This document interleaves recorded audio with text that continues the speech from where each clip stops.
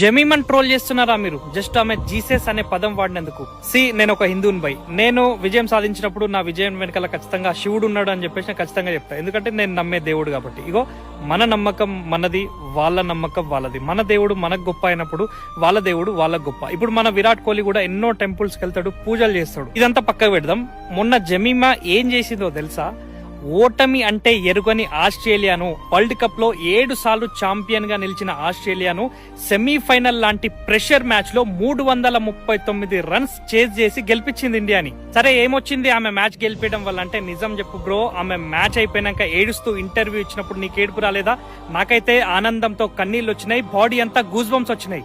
ఆమె చేసింది ఒక సెంచరీ మాత్రమే కాదు బ్రో, ఆస్ట్రేలియా మీద పోరాటం, యుద్ధం చేసి గెలిపించింది ఇండియాని. ఇగో ఇండియాలో ఉమెన్స్ క్రికెట్ కి ఎక్కువ ప్రాధాన్యత లేదు, ఇప్పుడిప్పుడే చాలా మంది చూడడం స్టార్ట్ చేశారు. ఇట్లాంటి ఇన్నింగ్స్ ల వల్ల, ఇట్లాంటి మ్యాచెస్ వల్ల ఇంకా ప్రాధాన్యత